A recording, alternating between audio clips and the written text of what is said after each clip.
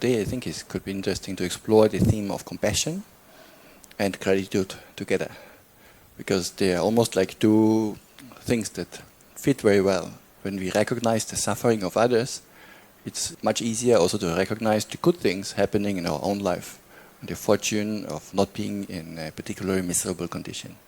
So there's a quite natural fit. So for that purpose, let's get into our meditation posture. Sitting upright and relaxed.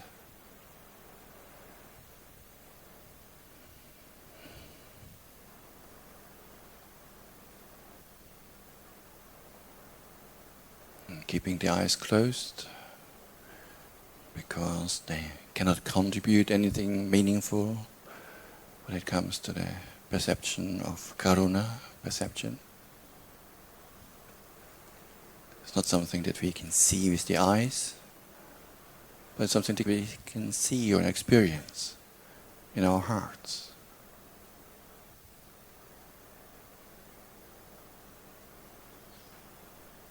It can be helpful at the beginning to think of an instance of a family member or friend who currently or just recently underwent some suffering. It can be physical, it can be mental. Often it's both anyway.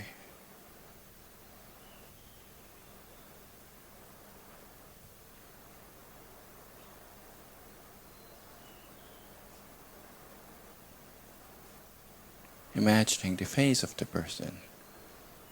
How does he or she look when she's in distress, pain, discomfort?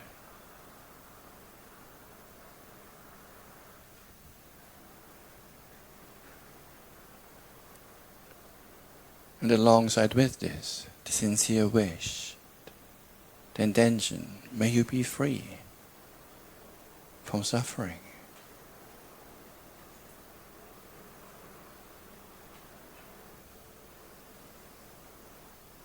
May you be released from your pain.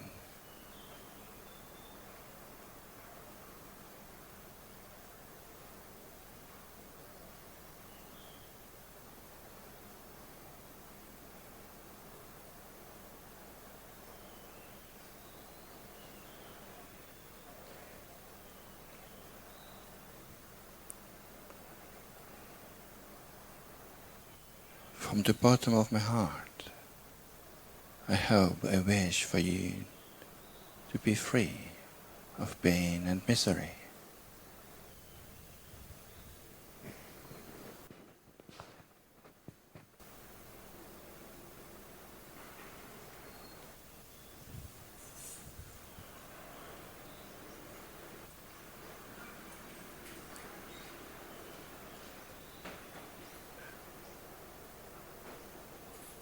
It's almost like radiating your good wishes towards that person.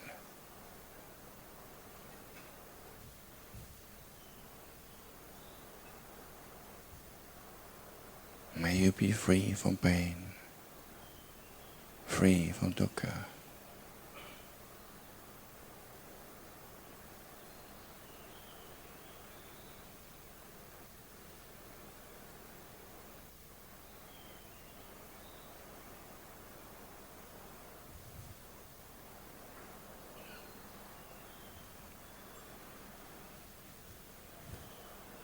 At the same time, we understand this is probably not the only person in the world who suffers. There are countless people in a similar situation, maybe even more severe than that. Animals living on land, in the earth, in the water, in the sky,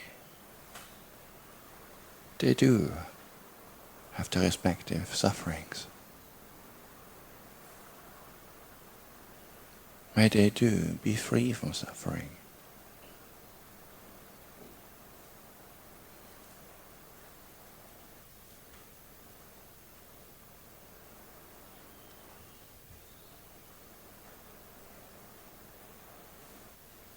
even unseen beings in different planes of existence.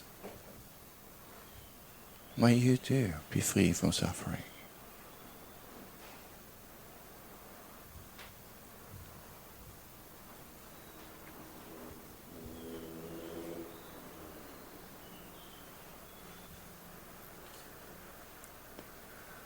In this way, gradually widening our circle of compassion to encompass more and more beings,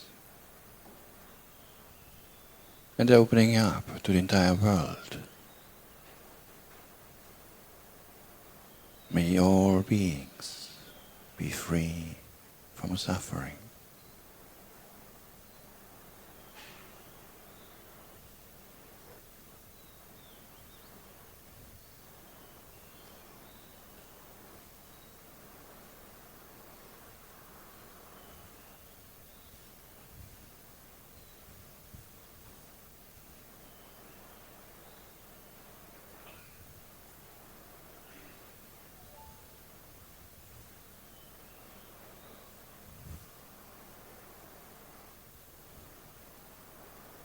Being aware of all the different kinds of suffering that beings undergo, the intensity it can take,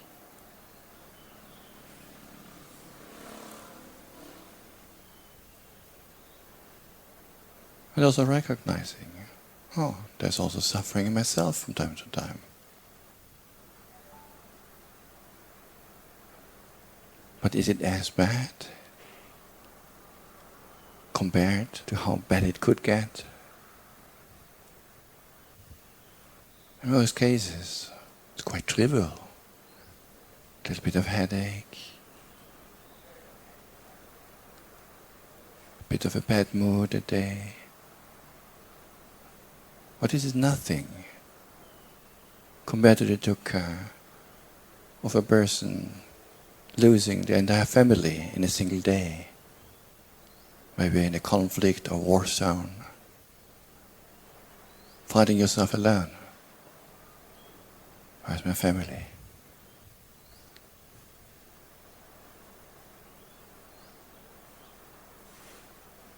Or a child who has lost a parent,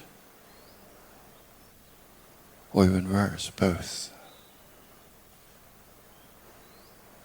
The helplessness.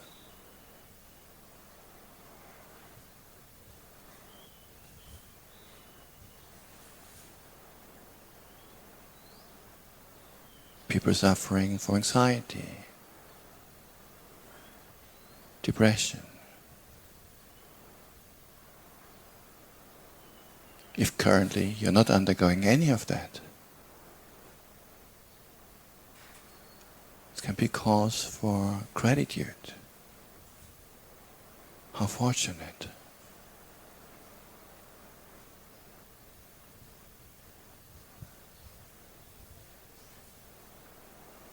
It could have come so much worse. They only need to deal with very minor discomforts. How wonderful.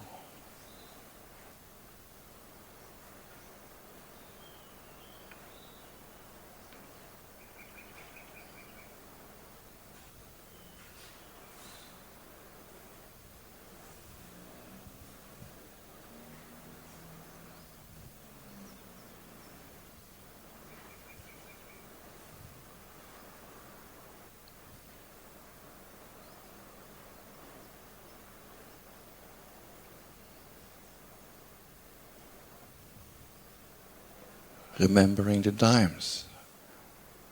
How did I feel when I had the flu, a fever? Not good at all. Stomach pain. But right now, if that is not the case, it's time to appreciate health.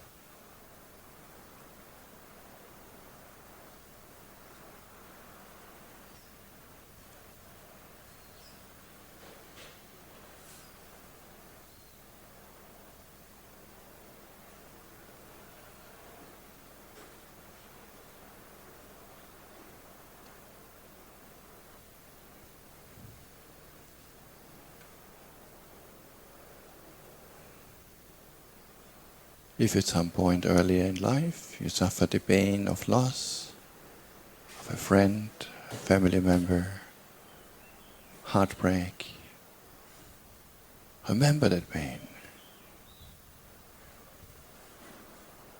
How wonderful to be free of that right now.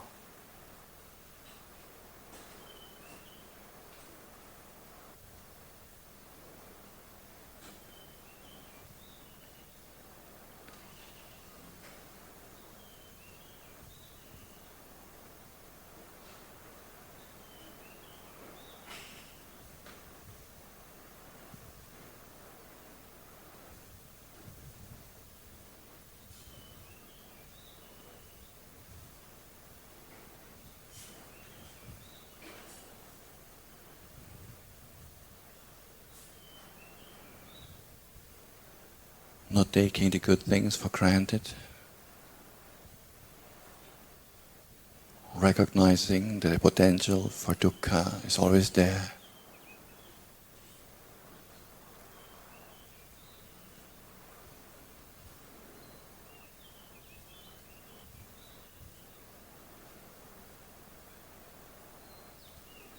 Yet appreciating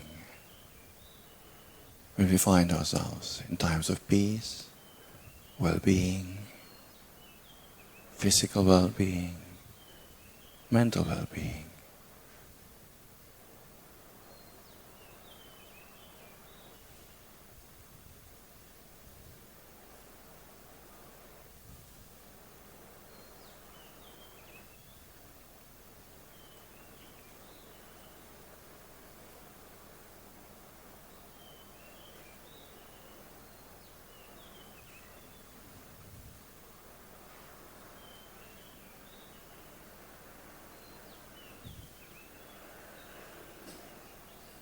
Maintaining the gratitude in our heart and returning to the compassion towards those who are less fortunate. May you be free from suffering.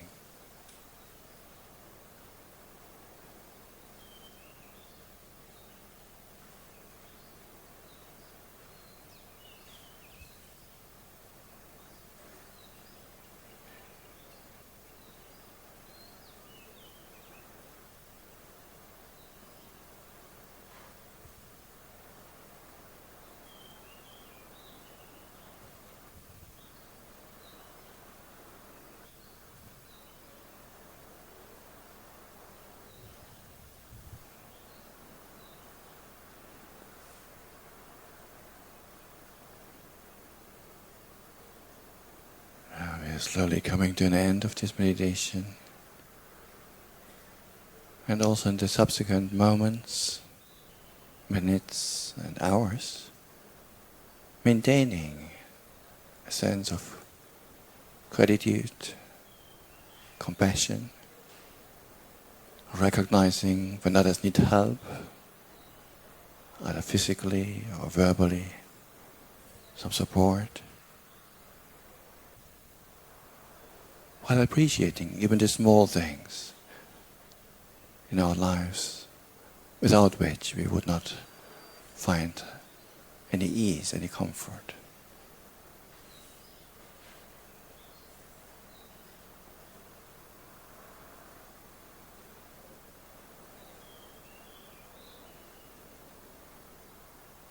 I offer that for your reflection today. Okay, let us also share merit with all beings, whether they are suffering or not. Which beings are not suffering? Are there any such beings? No. There's dukkha in everyone.